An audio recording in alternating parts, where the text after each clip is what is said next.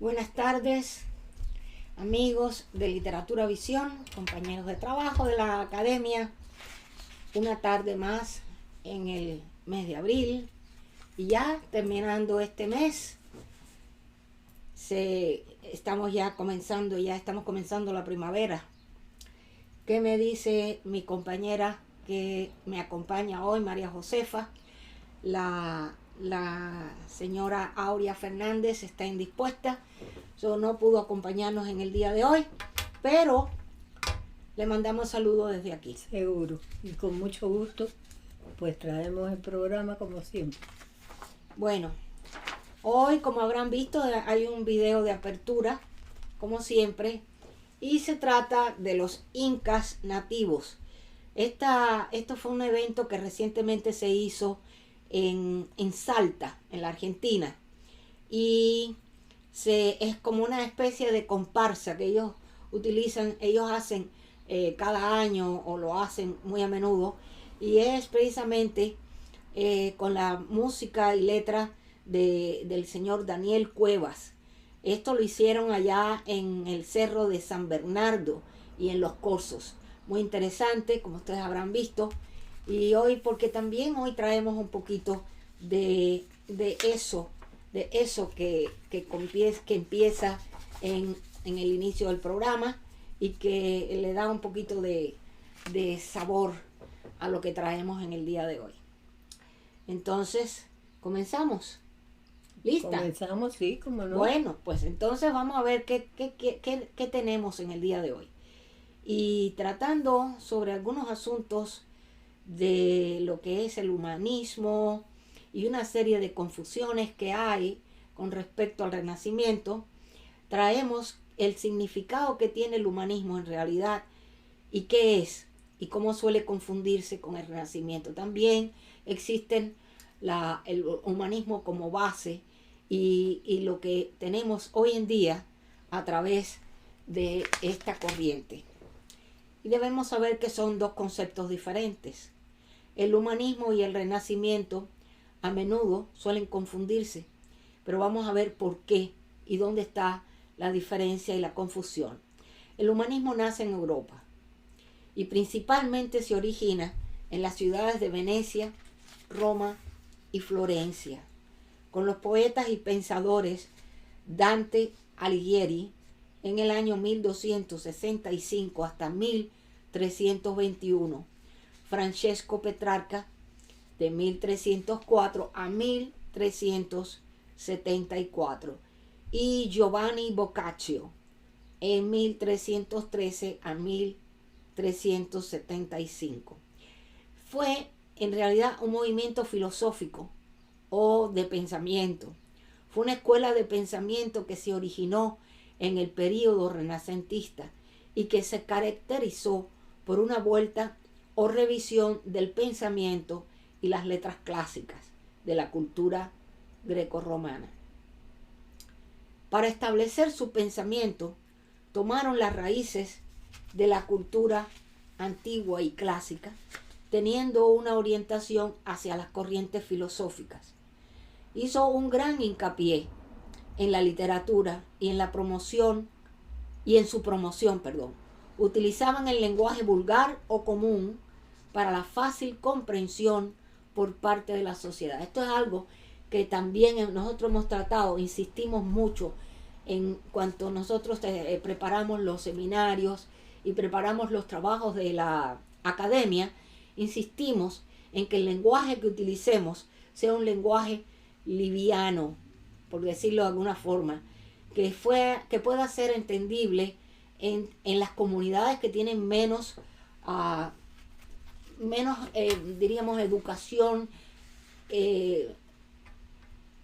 universitaria o de una forma mucho más elevada, de niveles elevados, educativos. Pero siempre hay la forma de decirle las cosas de una forma mucho más clara para que las puedan entender. Y esta fue una de las partes de los principios, como lo vamos a ver. Entonces, esta corriente alcanzó su auge luego de la invención de la imprenta. Gracias a la difusión masiva de estas ideas y con la creación de grandes universidades y academias. Ellos creían en la importancia de la educación en la literatura clásica y en la promoción de la virtud cívica, es decir, en la realización de todo el potencial de una persona, tanto para su propio bien como para el bien de la sociedad en la que vive. Si bien ha sido difícil definir el humanismo y su carácter siempre ha sido cambiante, a nivel general, se le considera el rasgo definitorio de la Europa entre 1400 y 1600. Y es precisamente por eso que el período se puede identificar como un renacimiento o resurgimiento de las ideas. Pero ¿en qué momento se confunden la corriente humanista con el movimiento renacentista? ¿Cómo podemos definir el humanismo? Fue un término inventado en el siglo XIX para describir la idea renacentista de que el estudio directo de las obras de la antigüedad eran una parte importante de una educación completa, pero no la única. Fíjense bien. De esta postura surgió la idea de que el estudio de la humanidad debía tener prioridad frente a las cuestiones religiosas, que no tenían por qué ser descuidadas o contradichas por los estudios humanistas. Los ideales clásicos relevantes que eran de interés para los humanistas incluían la importancia de la virtud pública y privada. La gramática latina, las técnicas de la retórica, la historia y las convenciones de la literatura y la poesía y la filosofía moral. Esta educación no creaba para sus adeptos una filosofía o una visión del mundo que lo abarcara todo. Alguien con educación humanista podía ser católico o protestante, por ejemplo, y muchos estudiantes siguieron estudiando ramas del pensamiento muy diferentes, tales como la teología, el derecho o la medicina. Se estableció la idea de que el mundo antiguo tenía algo muy valioso que enseñar al siglo XV. En los tiempos modernos, el término humanismo ha adquirido un significado diferente. Digamos que es como un modo de vida racional y no religioso, por lo que para ser fiel a su propósito original, cuando se refiere al período comprendido entre 1400 y 1600, se suele denominar humanismo renacentista. Sin embargo, es importante recordar que los propios pensadores del Renacimiento no utilizaron el término humanismo y tampoco estuvieron de acuerdo en todos los temas. Debido a estos problemas de definición, algunos historiadores prefieren utilizar el término studia humanitatis, acuñado por el estadista romano Cicerón en el año 106-43 a.C. y recuperado por el académico florentino Coluccio Salutati, 1331 a 1406. Studia humanitatis se refiere a los estudios que, en lugar de concentrarse en cuestiones religiosas, se centran en lo que es ser humano y, más concretamente, evalúan cómo es una persona virtuosa en su sentido más amplio y cómo puede esta persona participar plenamente en la vida pública. El humanismo fue un término inventado en el siglo XIX para describir la idea renacentista de que el estudio directo de las obras de la antigüedad eran una parte importante de una educación completa. Los ideales clásicos relevantes que eran de interés para el humanista incluían la importancia de la virtud pública y privada, la gramática latina, las técnicas de la retórica, la historia, las convenciones de literatura y la poesía, la filosofía moral. Esta educación no creaba para sus adeptos una filosofía o una visión del mundo que lo abarcara todo. Alguien con educación humanista podía ser católico o protestante, por ejemplo, y se mantenía este pensamiento en forma diferente. ¿Cómo se incorpora el pensamiento humanístico dentro de las ideas o principios renacentistas? El movimiento humanista se remonta a 3 autores italianos que vivieron incluso antes de que comenzara el periodo del Renacimiento. Dante Alighieri, difícil de pronunciar, 1265 a 1321. Petrarca y Giovanni Boccaccio. La obra de los 3 sería revisitada durante el Renacimiento al ser reconocida como sus padres fundadores. Dante fue el primero, y si bien el mensaje central de su Divina Comedia en el año 1319 gira en torno a cómo alcanzar la salvación, supuso un cambio sutil en la sucesión de las obras totalmente centradas en la religión para aquellos que consideran el papel de la humanidad en el universo de Dios. La Divina Comedia tenía muchos elementos abiertamente clásicos, desde el poeta romano Virgilio, el año 70 a 19 a.C., que actuaba como guía hasta las numerosas figuras históricas antiguas que se mencionan. Después vino Petrarca, igualmente religioso, pero en su obra criticaba algunos elementos de la Iglesia Católica, como su corrupción y su excesivo amor al espectáculo. Petrarca rechazó la escolástica, que se aferraba al dogma de la Iglesia y creaba interminables rondas de debates infructuosos entre los eruditos. Quizás su mayor contribución al estudio de la antigüedad fue encontrar manuscritos que se habían perdido en oscuras bibliotecas monásticas. Entre sus famosos descubrimientos se encuentran varias obras y cartas de Cicerón. Petrarca creía que si se retomaban los ideales de la antigüedad y se permitía a los poetas y eruditos liderar una revolución en la educación, se podía alcanzar una nueva edad de oro del pensamiento y la política. Según Petrarca, el período en el que vivió era un período intermedio entre la antigüedad y este nuevo amanecer que despectivamente se llamaba un letargo. Los pensadores posteriores del Renacimiento tomaron esta perspectiva, que contribuyó en gran medida a fomentar la idea de que la Edad Media era, en cierto modo, un período de oscuridad cultural. Además, el trabajo de Petrarca con los manuscritos antiguos fomentó el estudio de temas no religiosos, cuyo foco estaba puesto en la humanidad, lo que convirtió en una actividad legítima para los intelectuales. Por ello, a menudo se cita a Petrarca como el padre del humanismo. Entonces ahora le dejamos con la compañera María Josefa para que nos indique cómo empieza el renacentismo.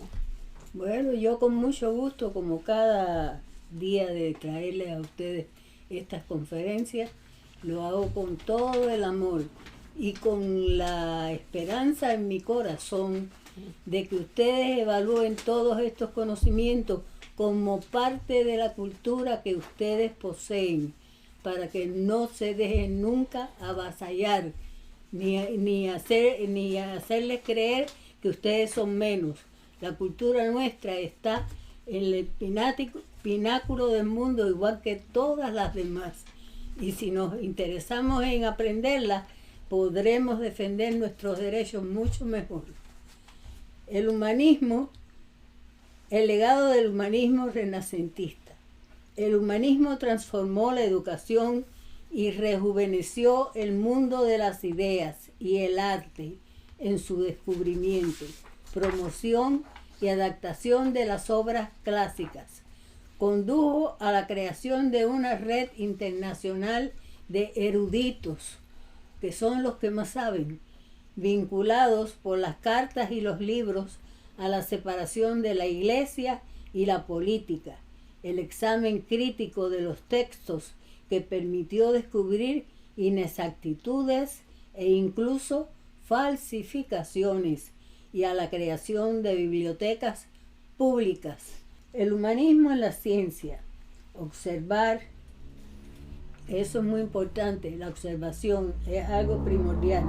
Analizar y categorizar al mundo que nos rodea era una parte importante del pensamiento humanista, como lo había sido en la antigüedad. Por esa razón, la ciencia dio grandes saltos durante el Renacimiento, impulsada al principio por los desarrollos de las matemáticas.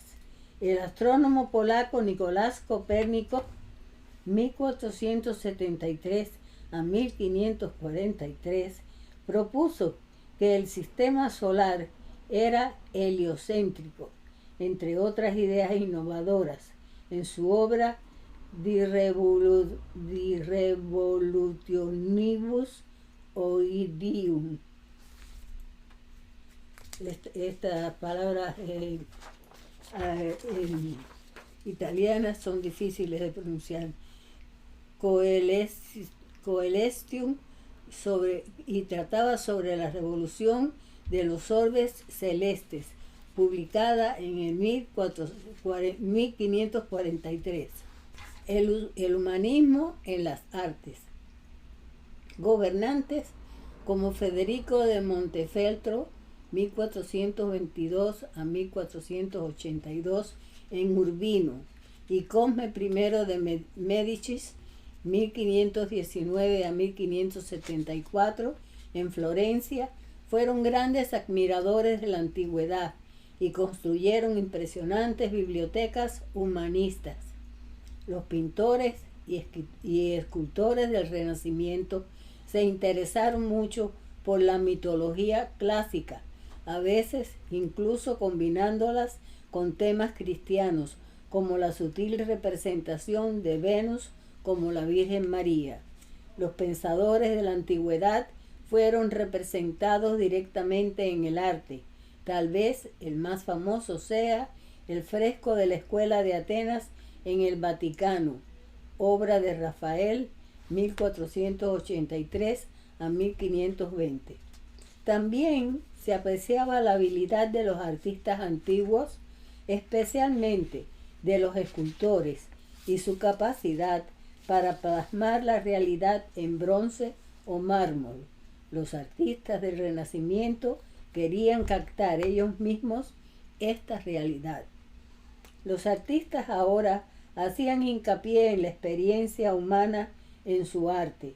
Los retratos, por ejemplo, podían incluir un libro clásico junto al retrato para enfatizar sus tendencias humanistas. Incluso las obras religiosas de la época se centran en figuras humanas y su historia dentro de la escena. Quizás no haya mejor ejemplo de este factor sorpresa que el techo de la Capilla Sixtina de Miguel Ángel. Por último, el énfasis en el individuo dentro del humanismo encontró su expresión en la forma en que los artistas se veían a sí mismos, artesanos superiores que utilizaban su intelecto para estudiar el arte y crear obras maestras que llevarían su fama a las generaciones venideras. ¿Y cómo lo lograron? Maravillosamente. Todavía hoy en día estamos disfrutando de todo ello. El humanismo impregnó la arquitectura del Renacimiento, en la que se diseñaron edificios elegantes, simétricos, funcionales y armoniosos con su entorno, tal y como había ocurrido en la antigua Roma. Sobre todo, los edificios mostraban las proporciones clásicas de la longitud y la altura. Por último, el humanismo, con su veneración por los autores clásicos y por lo que el conocimiento de la antigüedad puede enseñarnos, encontró su expresión en las artes escénicas, especialmente en las obras de William Shakespeare, 1564-1616, que se interesaba por personajes que pudieran revelar la amplitud y la profundidad de la experiencia humana. Nuestro pensamiento es muy valioso, por eso todavía estamos recibiendo en estas alturas pensamientos que no vienen desde muchos siglos atrás, de ellos mismos. Quizás Shakespeare no tome partido en los debates humanistas que se presentan en sus obras, pero al menos hace un uso magistral de esas herramientas de poder humanista, el lenguaje, para lograr sus efectos. Y recordemos que la belleza no está, la belleza solo está en los ojos que la miran, eso es de él y es muy verdadero. Sin embargo, tal vez inevitablemente, los eruditos y pensadores humanistas comenzaron a dividirse en grupos a medida que se especializaban en diferentes áreas. Ya era un área irremediablemente amplia del quehacer humano. Había realistas como moralistas, los que querían olvidarse por completo de la religión y los que no, los que eran republicanos y los que eran monárquicos. Había humanistas que pensaban que el estudio del lenguaje era un fin en sí mismo, y vaya que lo es, mientras que otros pensaban que solo era un medio para comprender las ideas. Algunos preferían una vida de contemplación y otros seguían aferrados a la idea de llevar al humanismo a la práctica política. Al igual que las ciencias, las artes, la historia, la filosofía y la teología se separaron unas de otras y el humanismo renacentista llegó a su fin, dividido a medida que la especialización académica ganaba la batalla contra la obtención de una visión global de la condición humana. A pesar de la disolución del movimiento humanista en sus componentes, la idea esencial de que los seres humanos son dignos de un estudio serio nunca ha desaparecido. Por supuesto, en todo caso, esta idea no ha hecho más que ampliarse y profundizarse. Las materias que se consideran importantes de estudiar en las fuentes clásicas, como la filosofía, la historia y la literatura, pasaron a conocerse colectivamente como humanidades. Así las estudiamos hoy. Y hoy, por supuesto, forman facultades importantes en colegios y universidades de todo el mundo. Bueno. Y hasta aquí, señores, muchas gracias por la atención prestada. Espero que les sirva de algo este tipo de conferencia. Y pues bueno, gracias mil. Bueno, pues seguimos entonces el curso del programa y ahora, como siempre, nos continúa el doctor Luis Alberto Ambrogio, que sigue manteniendo su ciclo sobre el siglo de oro español. Y en esta semana nos presenta a don Miguel de Cervantes, el poeta de hoy. Entonces, adelante, bienvenido, doctor. La pantalla es suya. Y gracias. Bienvenido. Muy buenas tardes, doctor Ambrogio. ¿Cómo estamos en el día de hoy? Muy bien, muchas gracias, Rosalía. Qué bueno. Feliz de participar en este programa. Bueno, pues ya estamos en espera de el trabajo, el ensayo que nos va a presentar en el día de hoy y de quién se trata. Bueno, tomando las grandes figuras precisamente del siglo de oro español, hoy voy a hablar de Miguel de Cervantes. Porque aunque se lo conoce a él más como prosista, sin embargo siempre le gustó la poesía y la incluía de algún modo u otros en sus otras obras. Bueno, por supuesto es una personalidad que conocemos todos, es clave en nuestra cultura, en nuestra literatura y la literatura del mundo. Él nació, el nombre de él cuando nació era Miguel de Cervantes Cortinas, pero luego se cambió a Miguel de Cervantes Saavedra. y siempre fue apodado como el Manco de Lepanto, y luego pues compartiré de dónde viene todos estos. Él nació en Alcalá de Henares en 1547 y falleció en Madrid a los 68 años en 1616. Bueno, sus padres fueron Rodrigo de Cervantes y Leonor de Cortinas, de allí su nombre. Y bueno, él fue un novelista, poeta, dramaturgo y también soldado español con una vida que es impresionante por todos los avatares de esa vida. Obviamente es considerado como una de las máximas figuras, no solamente de la literatura española, sino de la literatura mundial, por ser el autor del famoso libro El ingenioso hidalgo Don Quijote de la Mancha, que todos los conocemos más como el Quijote. Es divertido porque incluso, digamos, la universalidad de este libro a veces se pone como al lado de la Biblia, incluso más allá de los libros de Shakespeare. Dicho sea de paso, curiosamente, Shakespeare con Cervantes coinciden en el día 23 de abril como día de su fallecimiento. No se está seguro de esto, si el 22 o 23 de abril, pero coinciden en el mismo día, excepto que obviamente son dos países diferentes, y que ahora es el Día de la Poesía. Estamos celebrando precisamente el Día de los Poetas de la Poesía. Bueno, es curioso también el padre, por ejemplo, de Miguel de Cervantes, Rodrigo de Cervantes, estaba casado con Leonor de Cortinas, de quien se sabe poco y nada. Luego él se cambia el nombre a Saavedra, que en la opinión del historiador López Baralt, comenzó a utilizar tras su cautiverio, que dice que este Saavedra en dialecto árabe se pronuncia casi como en español y que significa brazo tullido o estropeado.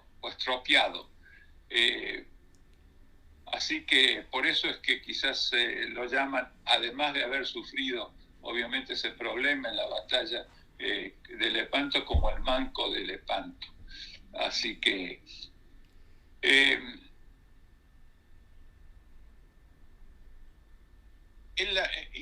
como dije antes, es impresionante la ascendencia por ambas líneas familiares de Miguel de Cervantes. Su padre era cirujano, su abuelo abogado y su bisabuelo trapero.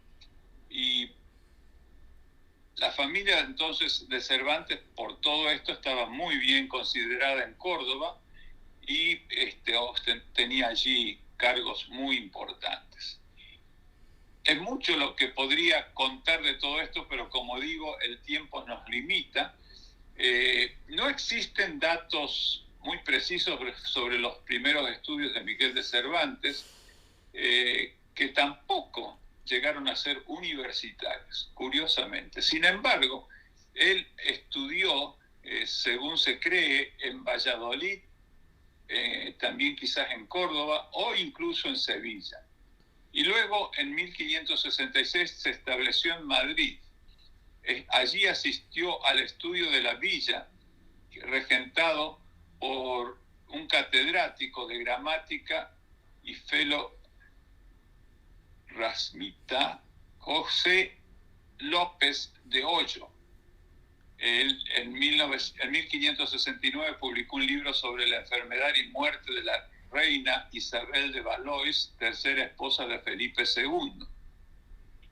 Y en ese libro, López de Hoyos incluye dos poesías de Cervantes, a quien llama nuestro caro y amado discípulo, consideradas por algunos cervantistas sus primeras manifestaciones literarias. En esa época juvenil, él se documenta la afición de Cervantes al teatro. Sobre todo asistía a las representaciones de Lope de Rueda, como él mismo lo afirma en el prólogo que puso a 8 comedias y 8 entremeses publicada en 1615. No voy a leer lo que él dice en ese párrafo, pero luego pues se ha conservado una providencia de Felipe II que data de 1569, donde él manda a apresar a Miguel de Cervantes por estar acusado de herir en un duelo a un tal Antonio Sigura, maestro de obras. Si se tratara, porque no se tiene su duda, pero si se tratara realmente de Cervantes y no de un homónimo, podría ser este el motivo que le hizo pasar a Italia. Y así llegó a Roma en diciembre del mismo año, y allí leyó los poemas caballerescos de Ludovico Ariosto, que luego tanto influirán en el Don Quijote, según grandes críticos como Marcelino Menéndez Pelayo, y los diálogos de amor del judío sefardito León Hebreo, de inspiración neoplatónica, que también determinarán su propia idea de amor. Cervantes imbuye de estilo y del arte de dictar y guardará siempre gratísimos recuerdos de aquellos estados que al principio del licenciado Vidriera, una de sus novelas ejemplares, hace poco menos que una guía turística de ella. Y la tengo enfrente de mí, pero no las voy a leer, sino que los invito de algún modo a llegar a estos.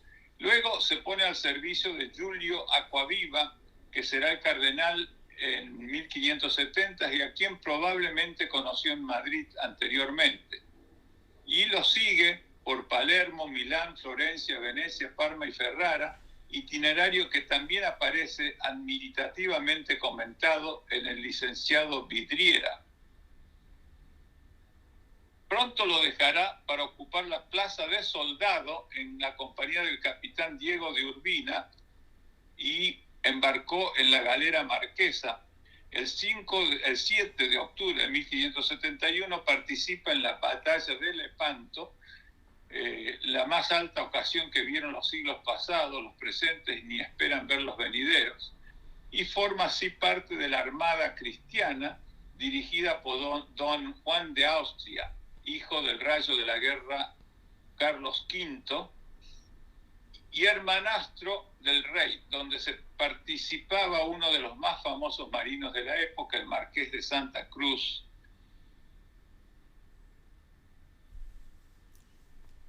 Bueno, de ahí procede el apodo Manco de Lepanto, dado que se le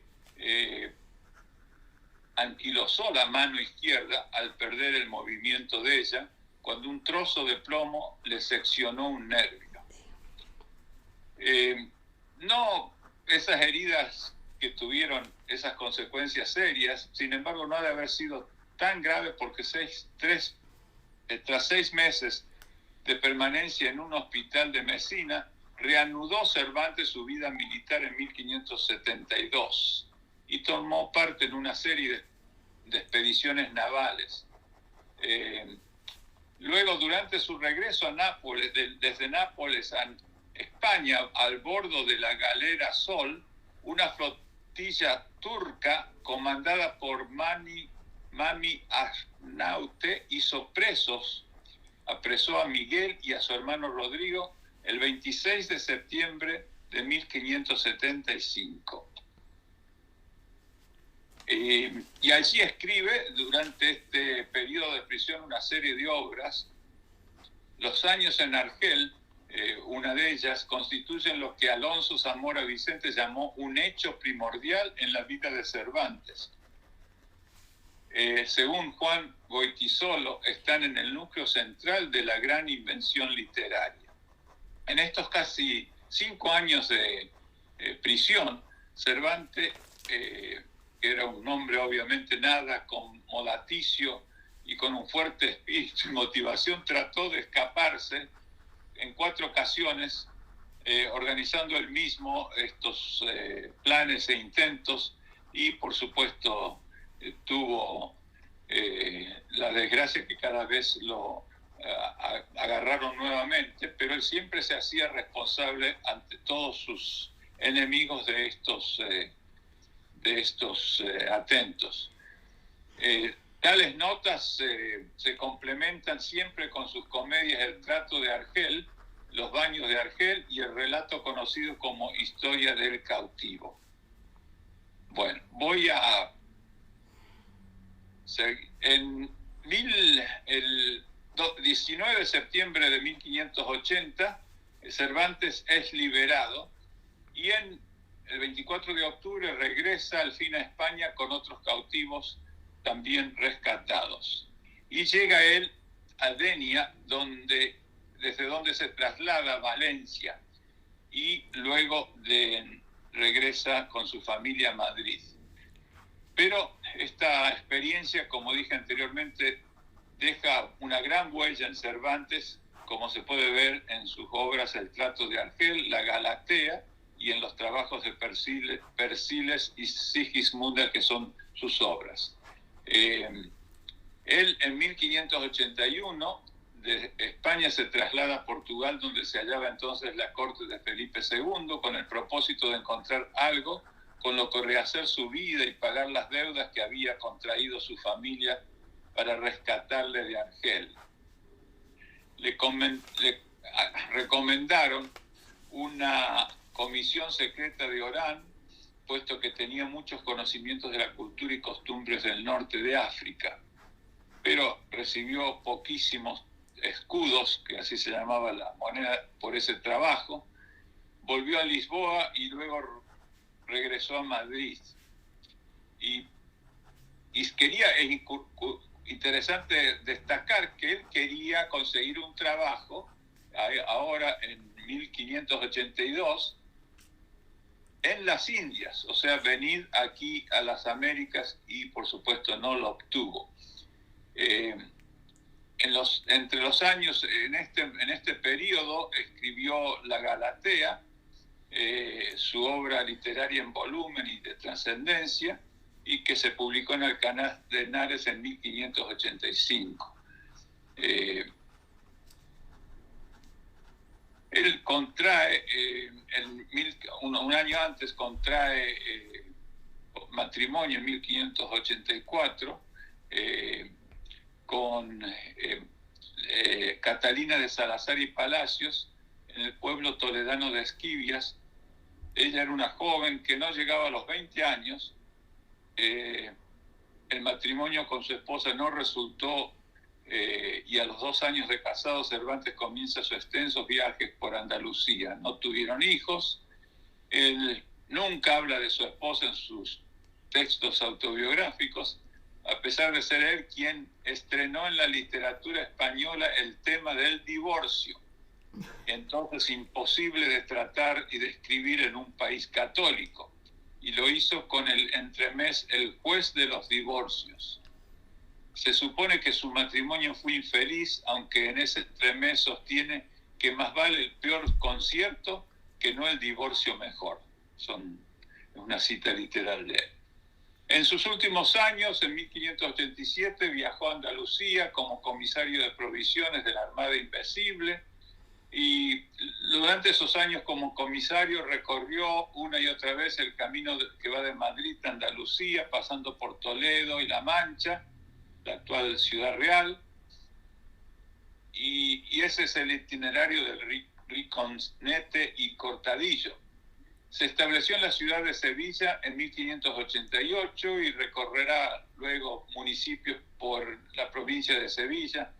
Y luego es curiosamente encarcelado en 1597 en la cárcel real de Sevilla, tras la quiebra del banco donde él depositaba la recaudación. Supuestamente Cervantes se había apropiado de dinero público y sería descubierto tras ser encontradas varias irregularidades en las cuentas que llevaba. Y en la cárcel, es curioso, ahí engendra el famoso Don Quijote de la Mancha, según él mismo lo establece en el prólogo de esta grandiosa obra. Bueno,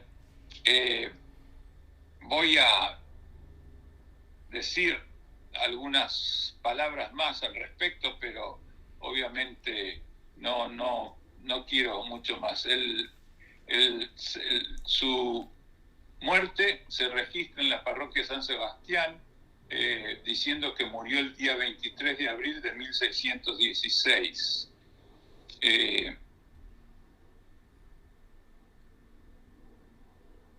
Otros dicen que murió el 22 de abril, por ejemplo, académicos como el francés Jean Canavallo y los españoles Francisco Rico, etc., Martín de Riquer, todos dicen que fue el 23 y otros el 22 y otros dicen el 23.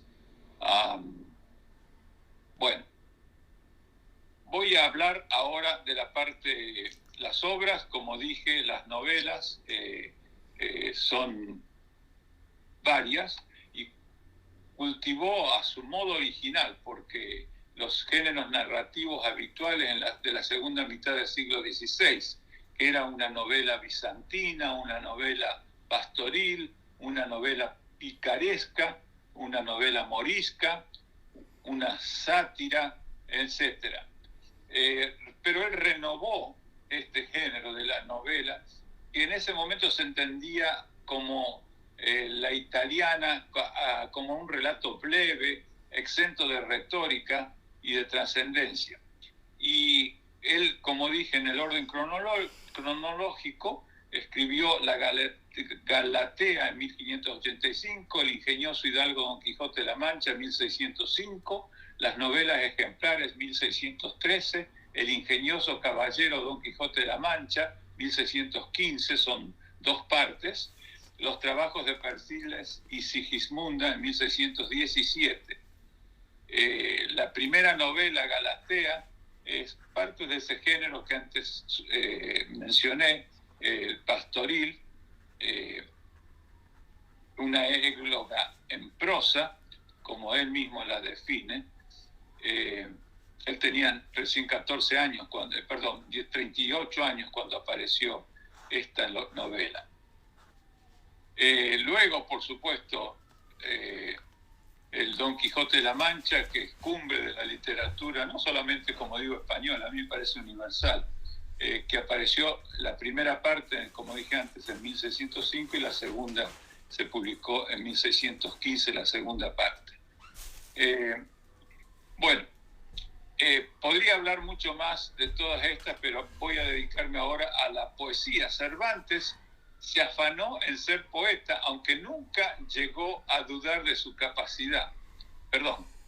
Aunque siempre, no nunca, siempre llegó a dudar de su capacidad. Él mismo dijo, antes de su muerte, en Viaje del Parnaso: yo que siempre trabajo y me desvelo, por parecer que tengo de poeta la gracia que no quiso darme el cielo. Aquí se han perdido o no se han identificado muchos de los versos que no estaban incluidos en sus novelas o en sus obras teatrales. Aunque se le suele llamar inventor de los versos de Cabo Roto, en realidad no lo fue él. Él inicia su obra poética con las 4 composiciones dedicadas a exequias de la reina Isabel de Valois. Otros poemas fueron a Pedro Padilla, a la muerte de Fernando Herrera, a la Austríada de Juan Rufo. Y como poeta, sin embargo, destaca su tono cómico y satírico, y sus obras maestras son los sonetos Un valentón de espátula y Greguesco y Al túmulo del rey Felipe II, del cual se hizo famoso con los últimos versos: caló el chapeo, requirió la espada, miró al soslayo, fuese y no hubo nada. Viaje del Parnaso es el único poema narrativo extenso de Cervantes, publicado en 1614, compuesto en tercetos encadenados. En él alaba y critica a algunos poetas españoles. Se trata en realidad de una adaptación, como dice el propio autor, del Viaggio de Parnaso, 1578, de Cesare Caporali di Perugia o Perusinus. Narra en 8 capítulos el viaje al Monte Parnaso del propio autor a bordo de una galera dirigida por Mercurio, en la que algunos poetas elogiados tratan de defenderlos frente a los poetastros o malos poetas. Bueno, en teatro también tiene muchísimas obras y dadas sus penurias económicas, el teatro fue la gran vocación de Cervantes, más bien por el aspecto económico, y él declara haber escrito alrededor de 20 o 30 comedias, pero solamente se conservan títulos de 17 y textos de 11. Así que, no voy a detallar esto. Muchas de sus obras parecen ser perdidas. Cervantes menciona en algunas ocasiones comedias suyas que se representaron con éxito, sin embargo sus textos se han perdido. Y hay otras obras no escritas o inacabadas, como por ejemplo la segunda parte de la Galatea, el famoso Bernardo, las Semanas del Jardín, etc. Y hay diversas obras que se han atribuido a Cervantes con variado fundamento, pero no se han atribuido, no se está seguro. Por ejemplo, La tía fingida, Diálogo entre Sileño y Celanio, auto de la soberana Virgen de Guadalupe. Bueno, es interesante la relación de Cervantes con otras personalidades universales sobre todo de la escritura, de la literatura. Por ejemplo, como William Shakespeare, que, como dije, parece que fallecieron al mismo día, el 23 de abril. Y el Quijote es impresionante también por la relación con otras personalidades. Por ejemplo, en Estados Unidos, para Thomas Jefferson, el Quijote es el libro con el que él aprende español y recomienda su lectura a sus hijas y con ellas sus hijos, que estaban obligadas a leer 10 páginas del Quijote de la Mancha cada día, aprenden español. También, por ejemplo, el primer ministro israelí, David Ben Gurión, aprendió español para poder leer Don Quijote de la Mancha, según él dice. Bueno, voy a acabar con un poema, 2 poemas de él. Busco en la muerte la vida. Como dije antes, el carácter satírico, burlesco, humorístico y escatológico. Busco en la muerte la vida. Busco en la muerte la vida. Salud en la enfermedad, en la prisión libertad, en lo cerrado salida y en el traidor lealtad. Pero mi suerte, de quien jamás espero algún bien, con el cielo ha estatuido que pues lo imposible pido, lo posible aún no me ven. Y otro, el casto ardor de una amorosa llama. El casto ardor de una amorosa llama, un sabio pecho a su rigor sujeto, un desdén sacudido y un afecto blando que al alma en dulce fuego inflama. El bien y el mar a que convide y llama, de amor la fuerza y poderoso afecto, eternamente en son claro y perfecto, con estas rimas cantará la fama. Llevando el nombre y único famoso, vuestro felice López Maldonado, del moreno etíope Alcita Blanco, y hará que en balde de laurel honroso espera alguno verse coronado, si nos imita y tiene por su blanco. Bueno, tiene un elogio a Góngora, bailan a las gitanas, muchos versos que podría compartir, pero por razón de tiempo voy a acabar con esto y espero que hayan disfrutado este segmento por el gran Miguel de Cervantes, un orgullo de nuestra cultura, de nuestro abolengo literario, hispano y universal. Muchísimas gracias. Muchísimas gracias a usted y bueno, esperamos que la próxima vez nos traiga otro personaje tan importante e interesante como el de hoy. Gracias. Así será. Muchísimas gracias. Ahora continuamos con los apuntes literarios. Debemos pedir disculpas al doctor Jaime Kosak, porque en la vez pasada, por un pequeño problema técnico, se confundió el video que él había enviado y bueno, se perdió, así, se fue. Y no pudimos ponerlo, aunque estaba ya presentado y estaba también en la cartelera. Entonces, pero ya sí, esta semana, gracias a Dios y con la ayuda de él y las personas que lo acompañan y lo ayudan también en este asunto, pues tenemos su video. Y aquí lo tenemos hoy. Adelante, bienvenido, doctor Kozak.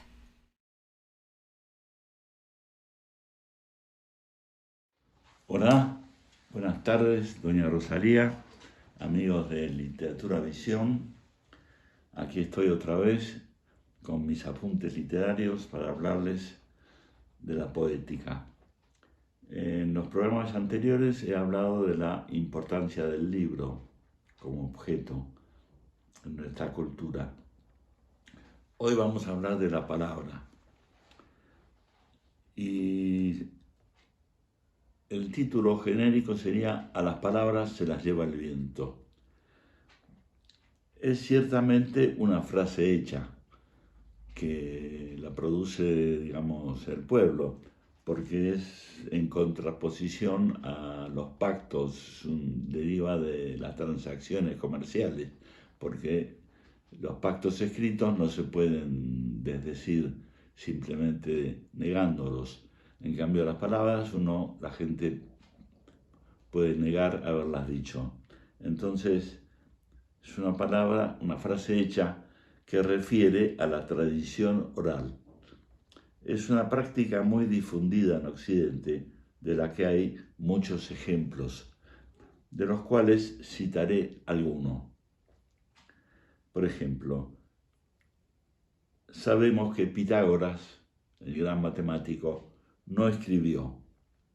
Y hay quien defendió la postura al decir que obró así por tener más fe en la virtud de la instrucción hablada. Además de la abstención de Pitágoras, está el testimonio de Platón, que en el Timeo afirmó: "Es dura tarea descubrir al Hacedor y Padre de este universo. Y una vez descubierto, es imposible declararlo a todos los hombres". Y en el Fedro narró una fábula egipcia contra la escritura, cuyo hábito hace que la gente descuide el ejercicio de la memoria y dependa de símbolos. El símbolo, como sabemos, sustituye a la cosa, al objeto. Y dijo en el Fedro que los libros son como las figuras pintadas, que parecen vivas, pero no contestan una palabra a las preguntas que les hacen. Para atenuar o eliminar este inconveniente, imaginó el diálogo filosófico, tan extendido en nuestra sociedad, que sirve de base a muchas actividades culturales, no solo las transacciones comerciales, sino también a la psicoterapia. Se supone que el maestro puede elegir al discípulo, pero el libro no elige a sus lectores. Pueden ser malvados o ignorantes. Este recelo platónico perduró en las palabras de Clemente de Alejandría, hombre de cultura pagana, por citar a alguien lejano en el tiempo en cuanto a la historia, pero no en cuanto a la ideología. Y decía: "Lo más prudente es no escribir, sino aprender y enseñar de viva voz, porque lo escrito queda". Y también dijo: "Escribir en un libro todas las cosas es dejar una espada en manos de un niño", que derivan a su vez de las palabras del Evangelio de San Juan, que decía: "No deis lo santo a los perros, ni echéis vuestras perlas delante de los puercos, porque no las huellen con los pies y vuelvan y os despedacen". Esta sentencia es de Jesús, el mayor de los maestros orales, que una sola vez escribió unas palabras en la tierra o en la arena y no las leyó ningún hombre.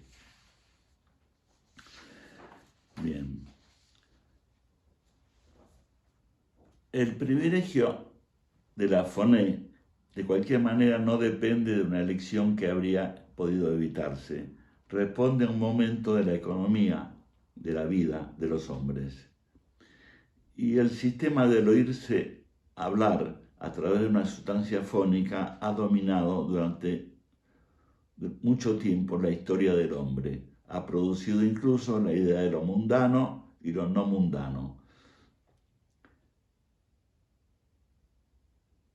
Pero la palabra, el lenguaje no se puede confinar a una función secundaria o instrumental, porque la función del lenguaje no es informar. Porque lo que busco en la palabra, lo que busca el humano en la palabra, es la respuesta del semejante, el reconocimiento del otro. Y lo que es redundancia en la información, porque se aconseja la redundancia cuando se informa, es precisamente lo que en la palabra hace oficio de resonancia. La palabra es un don del lenguaje y no es inmaterial. Es cuerpo sutil, pero es cuerpo. Y las palabras están en todas las imágenes que cautivan al sujeto.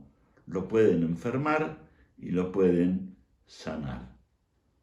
Bueno, por hoy este apunte y la próxima vez continuaremos hablando del tema. Muchas gracias. En el principio pusimos un video de lo que eran los incas nativos. Esto era una manera de darles una introducción a este trabajo que viene desde la Argentina, desde Salta. Es un trabajo muy interesante porque, como siempre, esta persona que viene a presentar este trabajo es nuestra gran amiga Katia Guibaja, poeta salta quechua. Ella es licenciada en este tipo de lenguas quechua y de otros también nativas, lenguas nativas, y ella hace traducciones precisamente y va a diferentes congresos. En definitiva, es una persona sumamente incluida yo quisiera decir de una forma diferente. Sería una forma que está metida tanto dentro de las lenguas y llevando esto hacia afuera, porque aquí ella va a un congreso, aquí ella les va a explicar algo muy interesante, que es bueno que todos sepamos. En este sentido, Katia viene como embajadora cultural de nuestra Academia Norteamericana de Literatura Moderna Internacional y es además asesora nuestra de las lenguas americanas. Tenemos el gusto de presentar en el día de hoy a Katia Guibaja, poeta de Salta quechua. Adelante, Katia, bienvenida. Bienvenida.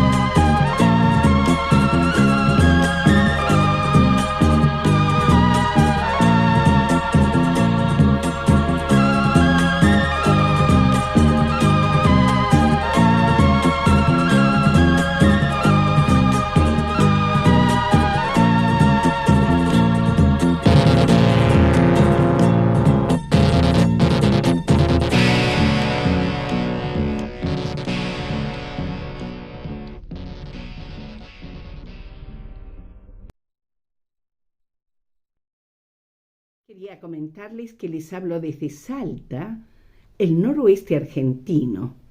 Quiero transmitirles a cada uno de ustedes que en el mes de abril todas las comunidades originarias saben que es un mes muy importante para recordar ese 19 de abril de 1940, donde se reúnen representantes de las comunidades originarias en Pátzcuaro, estado de Michoacán, México.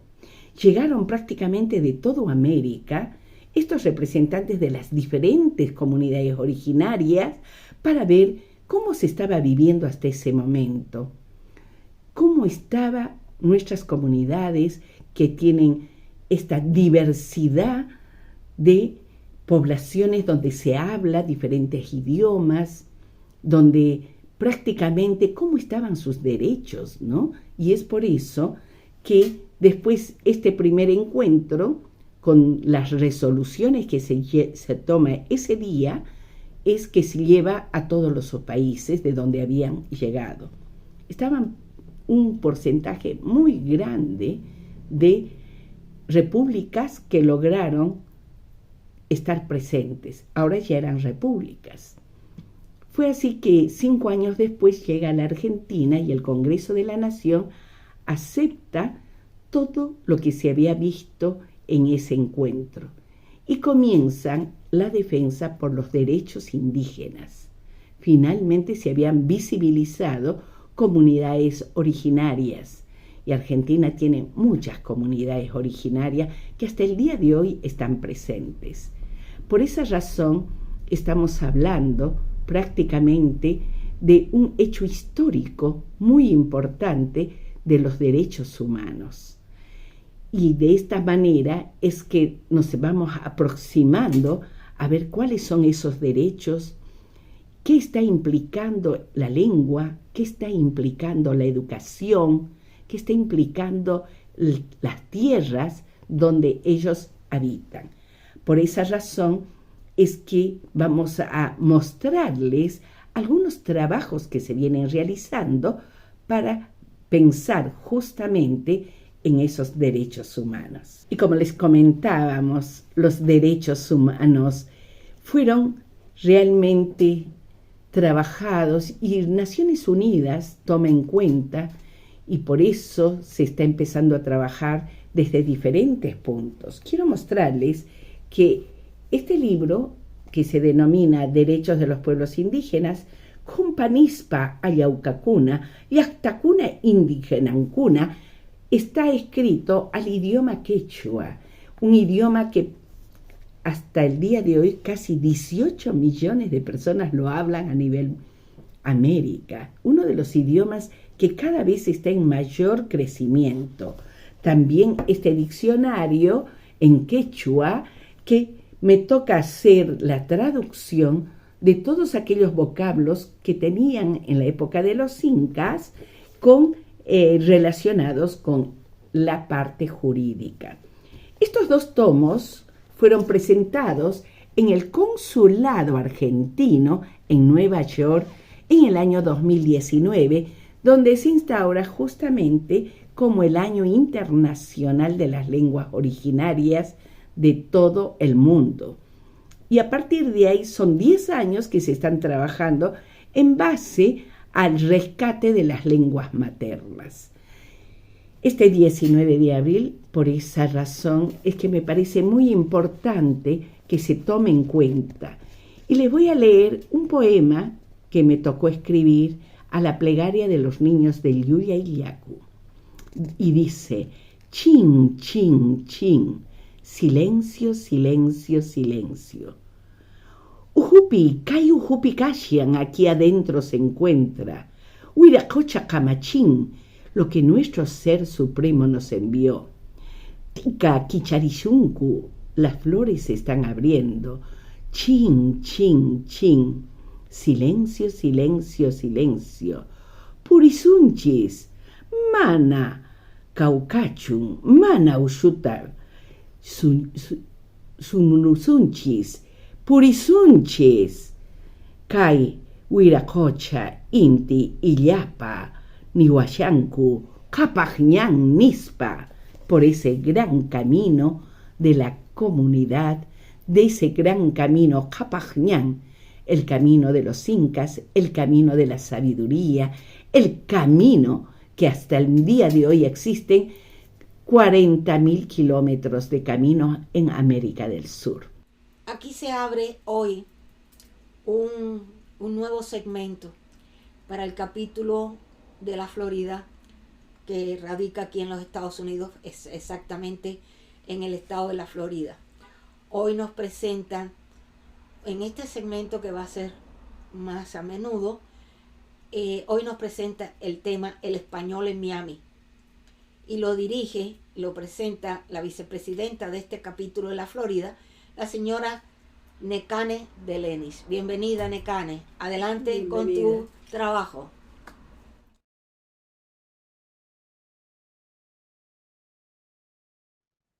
Un gran saludo desde el capítulo Florida de la Academia Norteamericana de Literatura Moderna Internacional en la ciudad de Miami.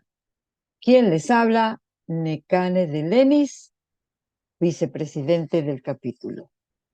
Hoy les quiero conversar acerca de la influencia del idioma castellano-español en nuestra ciudad de Miami.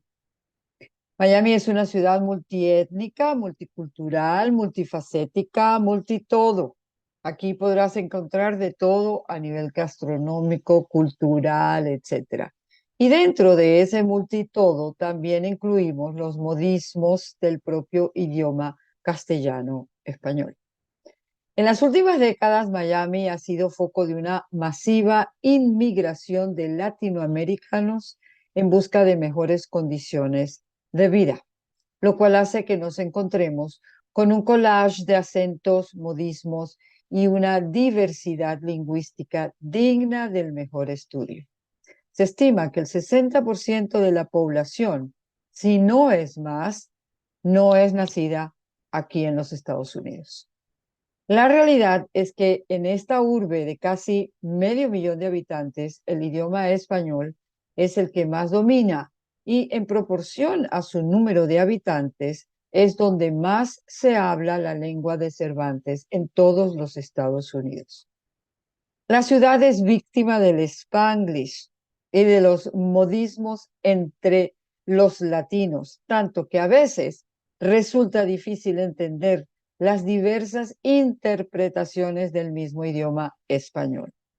Aquí puedes encontrar cubanos, venezolanos, colombianos, peruanos, nicaragüenses, hondureños, ecuatorianos, argentinos, uruguayos y mexicanos, entre otras nacionalidades. Un verdadero mosaico latino único, que no es muy común en otras ciudades de la inmensa geografía multicultural de este país. Como ejemplo del Spanglish, les voy a decir algunos.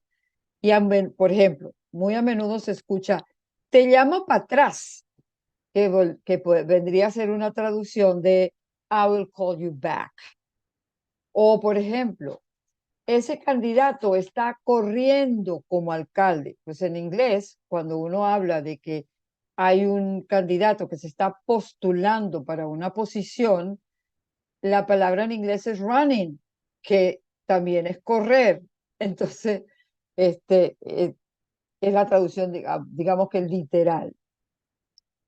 Aún más fuerte, por lo menos para mí, en mi caso, que estudié idiomas, soy licenciada en idiomas y que además procuro, ¿verdad?, proteger la pureza del idioma.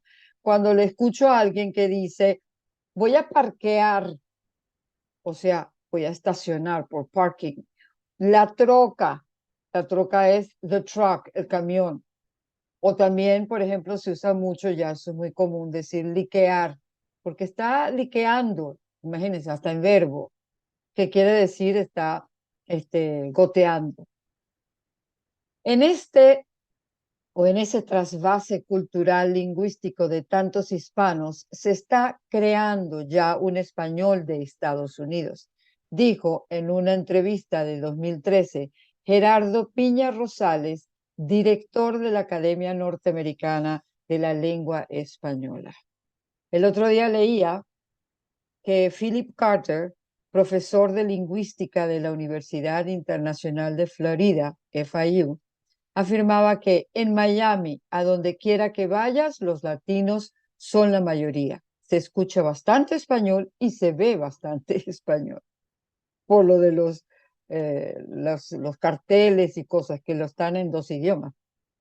El mismo profesor Carter cita el ejemplo de la ciudad de Miami, en la que podría hablarse del español de Cuba como tradicionalmente dominante, pero influenciado por el contacto con las variedades de Colombia y Venezuela, por ejemplo.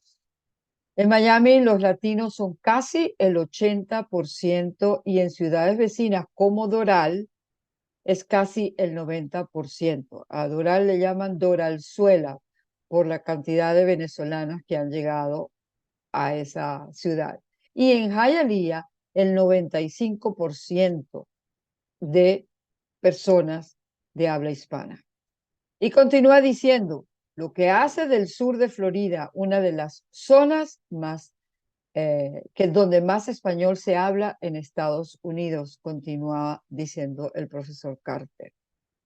Además, estaba leyendo yo que en la pequeña Habana, o Little Havana, como le llaman aquí, el porcentaje de hispanoparlantes es del 100%. Y en Hialeah, que la mencioné antes, la población es casi en su totalidad procedente de Centro y Sur de América, al punto tal que los estadounidenses que viven allí se han tenido que adaptar a las nuevas reglas de juego y aprender el idioma. Hay un aspecto importante y es el hecho que actualmente el sistema educativo de esta ciudad está apoyando contratar más maestros y ajustando el pensum de acuerdo con la demanda bilingüe de la comunidad.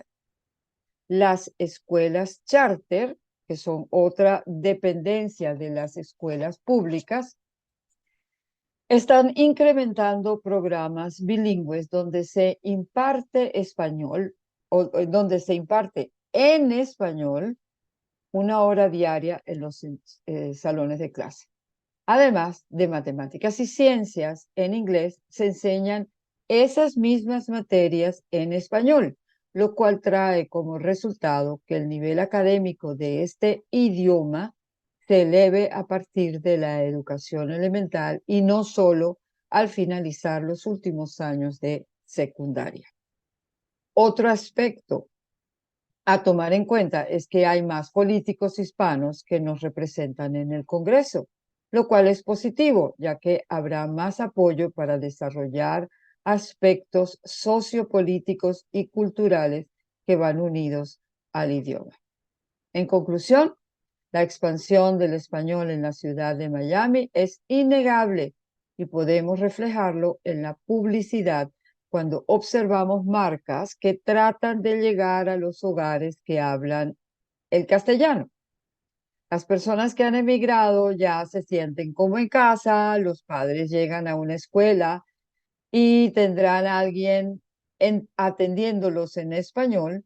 Asimismo, los políticos se dirigen en ese idioma. ¿Por qué? Porque quieren ganarse el voto hispano. Y ahora yo me hago la pregunta y les hago la pregunta. ¿Será posible que el español en un futuro no muy lejano tome un lugar a la par del idioma oficial en esta ciudad? ¿Quién sabe? Y como una nota simpática, para concluir, para que nos ilustre los modismos y vocablos que se escuchan en nuestra ciudad, voy a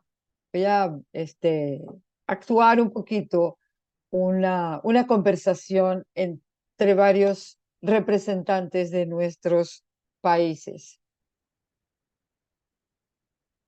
Dice, ¡ay, qué bola, Cere! Pregunta el cubano y el venezolano que le contesta, papana, ¿qué más? Parce, póngame cuidado, reclamó el colombiano. Traje unas birras. ¿Chelas? Dispárele unos tacos o unos nachos, ándele, se invitó el mexicano. Chévere, dijo el venezolano, mientras que el argentino reclamó. Che, espectacular la idea, me prendo. Un poquito de humor también, porque aquí en Miami, además de tener un idioma en común, que no es el inglés, sino el español, tenemos toda esa cultura y esa magia que tiene Latinoamérica e Hispanoamérica. Y por supuesto en sus letras, en su música y en su cultura. Eso es todo por hoy. Gracias por estar ahí, gracias por escucharnos por Literatura Visión y atentamente aquí desde el capítulo Florida de la Academia Norteamericana de Literatura Moderna Internacional. Gracias. Ahora tenemos las anécdotas del profesor con el doctor Juan Francisco Santana desde Canarias en el Reino de España. Bienvenido a Juan Francisco, adelante con tu trabajo de hoy.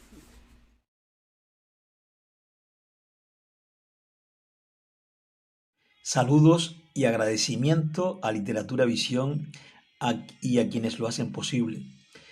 Una vez más, Juan Francisco Santana Domínguez desde Gran Canaria, para todos y todas los seguidores de este programa cultural que tanto enseña, que tanto forma.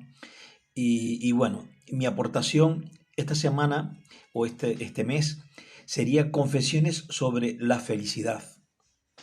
La magia que combina las ideas y los sentimientos mezcladas con la sensibilidad y el capricho de las letras pueden dar como resultado mensajes entrañables.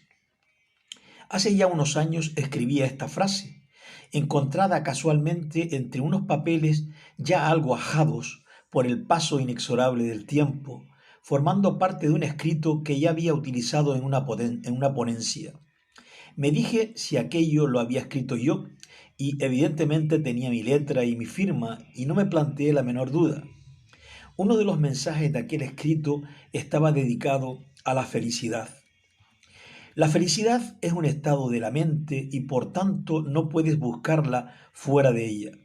Se encuentra contigo y solo debes ir a su encuentro, aunque en ocasiones juegue con quien la busca al escondite. Está en los corazones, en las almas, que se atreven a volar libres, pese a que muchas veces las alas, por diferentes circunstancias, no estén dispuestas a abrirse. Debido a ello, debes caer en la cuenta que la felicidad no solo se encuentra en las alturas, ya que posiblemente la tengas a tu lado sin que te hayas percatado de su presencia. Veo y escucho a diario cómo hay seres humanos que se ven sumidos en una continua infelicidad, como funámbulos que se mueven sobre alambres inseguros, embotándose por creer que la felicidad es el objetivo de todo aquello que se haga en la vida, olvidándose de que esa felicidad también se encuentra en el camino, en el hacer lo que nos satisface y nos llena de dicha. Personalmente no busco de forma imperiosa la felicidad, o al menos es lo que creo, entre otras razones porque siempre la tengo cercana, incluso en los momentos menos afortunados, y la encuentro en el día a día, en el trabajo, en la escritura, en los demás seres humanos, en el bien común, en la paz y en la solidaridad, en la sonrisa de los otros, en el agradecimiento de los alumnos, en sus ocurrencias, en sus saludos, en sus manos que se posan como mariposas sobre mis hombros, como diciéndome que están ahí, o agradeciendo lo que hago, o posiblemente la forma en que lo hago, y que no es otra cosa sino lo que pienso que se debe hacer. Además, a los docentes se nos paga por ejercer dicha labor, y es por ello que debo manifestar que soy un privilegiado, un ser humano que disfruta de su trabajo, a pesar de la enorme responsabilidad que conlleva.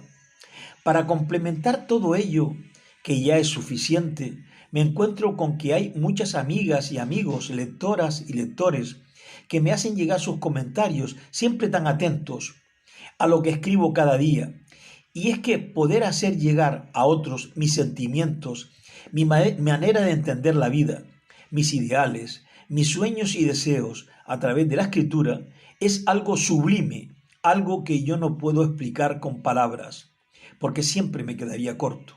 Me he dado cuenta, no sé desde cuándo, que mi felicidad es el reflejo de la felicidad de otros seres humanos. El que reconoce los valores de los otros, sintiéndose feliz por ello, es que ya ha sabido disfrutar de los suyos. La desgracia del otro me supone un desgarro profundísimo del alma, del que brota la agonía, y no hay forma de parar esa hemorragia que me desangra, más en estos días en que muchos seres humanos mueren por motivos de la anacrónica guerra y enfrentamientos que solo conducen al sufrimiento. Muchísimas gracias, un abrazo muy grande para todas y todos desde esta isla y, en fin, les deseo siempre lo mejor. Muchísimas gracias. Ahora tenemos los videos de Alba Learning. Corre video. Bienvenido ella también con sus videos. Buenos días a todos, estimados amigos de Literatura Visión. Quiero aprovechar la oportunidad que me brindan para invitarles a visitar nuestra biblioteca, en la que encontrarán libros y audiolibros de las más variadas temáticas y autores de todas las épocas y nacionalidades. Les ofrecemos poesía, ensayo, cuentos, novelas. Todo lo que pensamos puede gustar a nuestros lectores y atraerlos para hacerles amar la lectura. Ese es nuestro único objetivo, el promover el amor por los libros y el respeto por los autores, muchos de los cuales casi han pasado al olvido, y son precisamente esos los que nosotros queremos rescatar para que los miles de lectores que nos visitan a diario puedan disfrutar de la belleza de sus obras. Cervantes, con su Don Quijote de la Mancha y las novelas ejemplares, Jorge Isaacs, con su novela María, Gustavo Adolfo Bécquer, con las rimas y leyendas, Santa Teresa de Jesús y cientos de autores más, le esperan en nuestra página. Muchas gracias. Saludos y mis respetos desde España. Ya vamos llegando al final. Gracias y a Dios. En el final, como siempre, traemos los estelares de Literatura Visión para cerrar el programa. En estos últimos programas que hemos hecho, hemos mostrado lo que son entrevistas en diferentes capítulos que han mostrado su interés por este tipo de presentación, entrevistas a diferentes personalidades, lo cual nos alegra mucho porque vamos conociendo un poquito más de lo que, con quién se relacionan los capítulos. Y en este caso, en los estelares de Literatura Visión, en las entrevistas, regresa el director del capítulo de la ANLMI en Guinea Ecuatorial, el joven Antonio Juan Ocué, que cuenta con la presencia del escritor Maximiliano Nkogo, uno de los más populares y más leídos del país. Adelante, muchísimas gracias por acompañarnos, felicitaciones a todos y muchas gracias por haber estado con nosotros en el día de hoy, y seguimos nuevamente la próxima vez, y mientras, vamos por más. Vamos por más.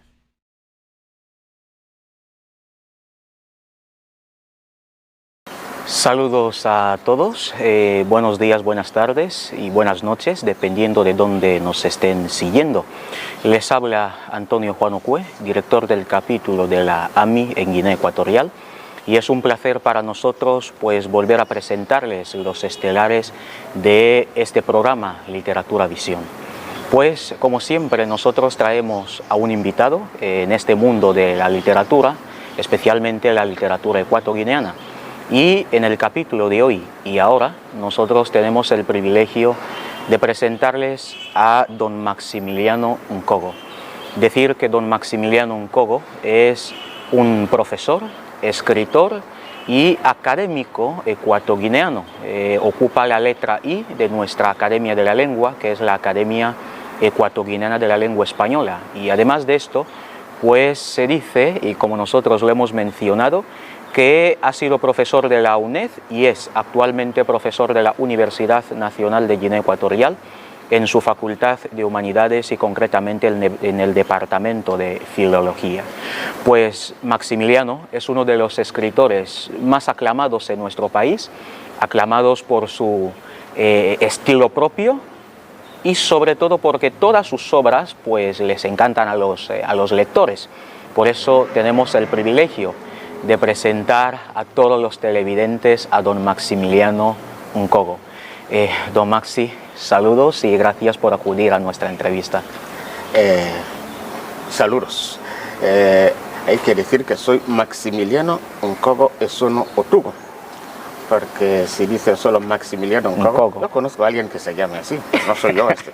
Entonces Maximiliano Nkogo Esono Otugo.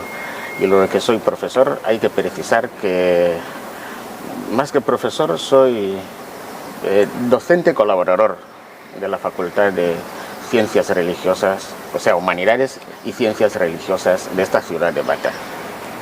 Ok, es un privilegio para nosotros tenerle en este programa, sobre todo porque sabemos el nivel que tiene en el mundo de la literatura y como dijo Juan Bautista, no soy digno de atar las correas de sus sandalias. No, yo creo que es una exageración eso. Yo tengo el nivel que tiene todo el mundo, por lo menos el nivel de a pie, tanto como esto, creo que no. Para todos los que nos están siguiendo, con don Maximiliano Nkogo Esono, como lo ha dicho, nosotros vamos a abordar sobre su faceta literaria. Y para empezar, por favor, don Maximiliano, nos gustaría que nos hablase un poco cómo fue su inicio en el mundo de la literatura. Bueno, el inicio fue anecdótico. Ya en los años 80, yo estaría empezando la secundaria, había un programa de radio de nombre Interacción, presentado por el profesor Pancracio Sormitomoban. Entonces, con ocasión del 12 de octubre, ya no me acuerdo de qué año exactamente, sería 85, 86, pues hubo un concurso de este programa, con ocasión del 12 de octubre. Participaban todos los estudiantes de la enseñanza media, los profesores también. Participé, yo todavía estaba empezando, como digo, la enseñanza secundaria y gané el primer premio. Ya sabes, lo que para un adolescente, un joven de mi edad, significaba que tu nombre salía por la radio, que has ganado un primer premio, donde han participado estudiantes más que tú, profesores. Entonces, esto me animó.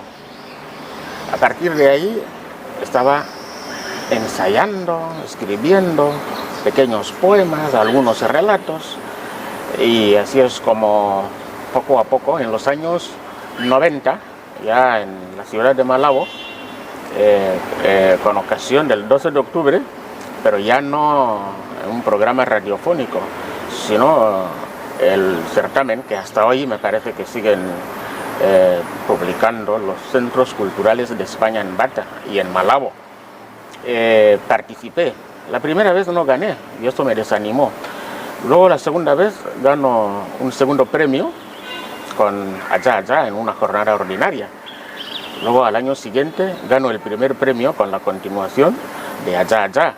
Esto ya en un 3 de agosto.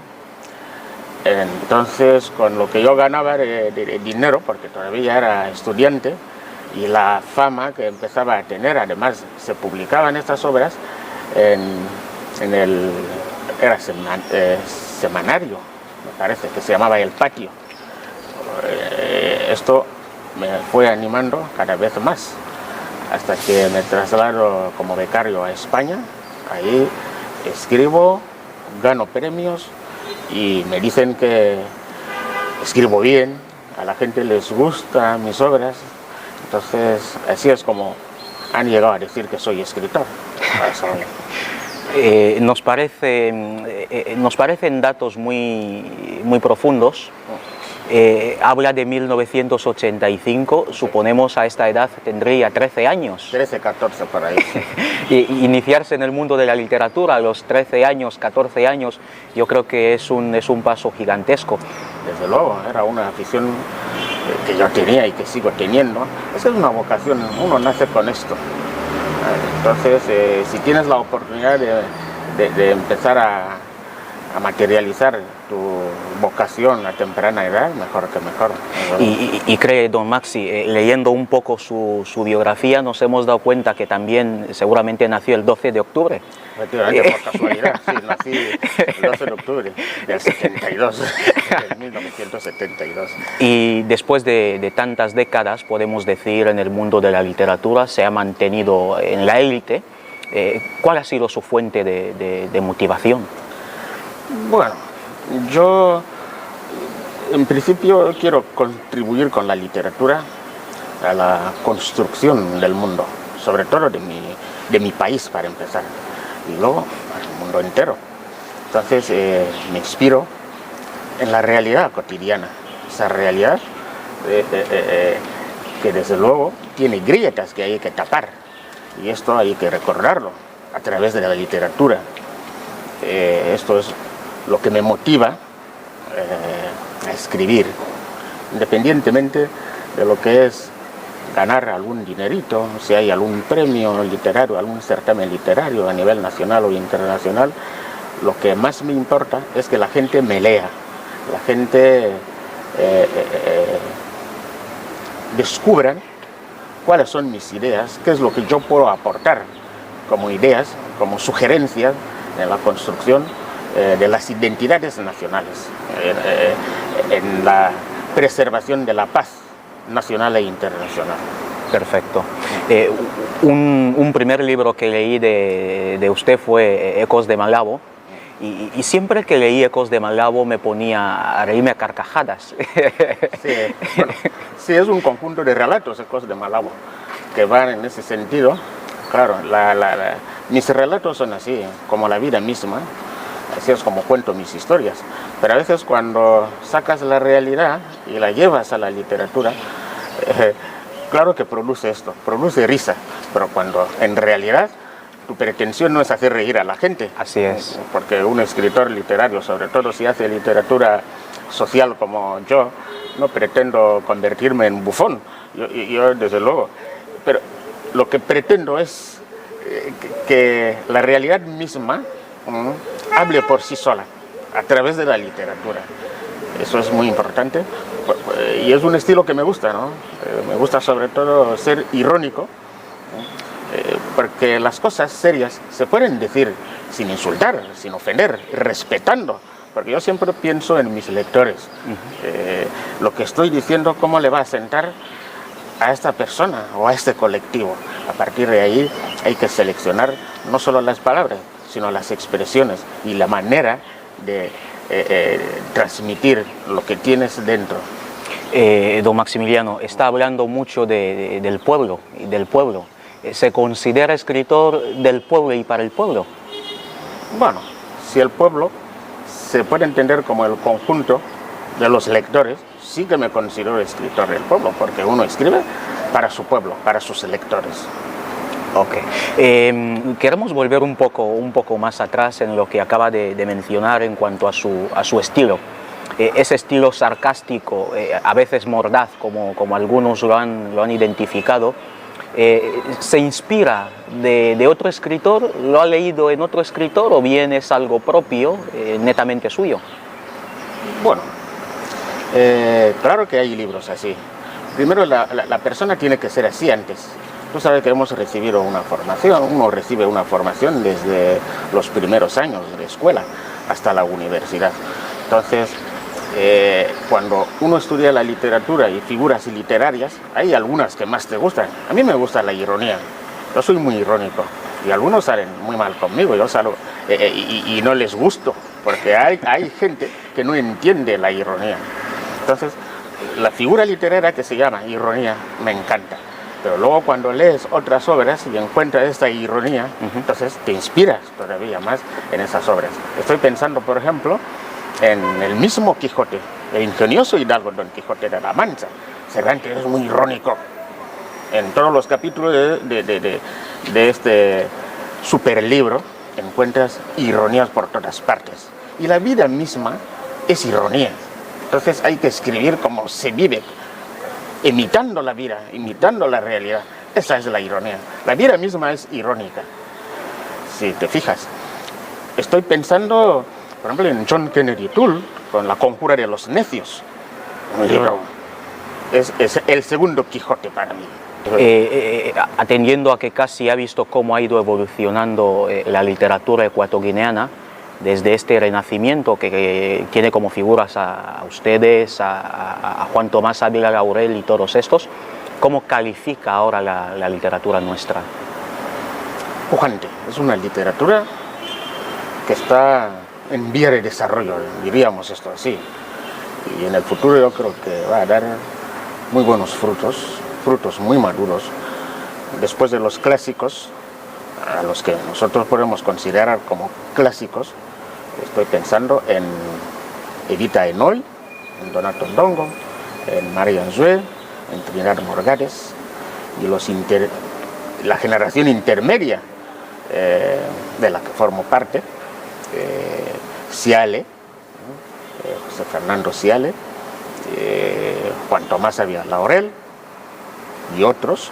Yo creo que ahora mismo hay una nueva generación, un plantel de jóvenes que están buscando, están presentando sus cartas credenciales en la República de las Letras para que luego se conviertan también en escritores consagrados, y lo van a conseguir. Y creo yo que el futuro de esos jóvenes es muy esperanzador. Estoy pensando en Huesca Medina, estoy pensando en Eyinguema, estoy pensando en usted mismo, que es un gran poeta, y creo que debéis seguir adelante para que mis deseos se hagan realidad. Muchas gracias. Para terminar, por favor, ¿qué le diría a esos jóvenes efectivamente que se dedican a este mundo de la literatura? Muchos de ellos se están desanimando por diversas circunstancias. ¿Cuál es el mensaje que puede enviar a todos esos? Pues que no se desanimen. Quien tiene vocación, que siga escribiendo. Quien tenga vocación, que siga adelante. Pero que siga solo escuchando la voz interior, ¿no? Y que escriban sin ofender, sin insultar. Así su literatura será de las mejores. Don Maximiliano, como lo ha dicho, la verdad nos ha congratulado poder conversar con él en este espacio de televisión. Gracias por acudirnos, gracias por su tiempo, y la verdad le felicitamos por el trabajo porque ha inspirado a muchísimos. Muchas gracias a usted. Ok, audiencia, gracias. Nosotros dejamos hasta aquí, esperando volver a presentar un otro capítulo próximamente con algún otro invitado. Sean felices y hasta pronto.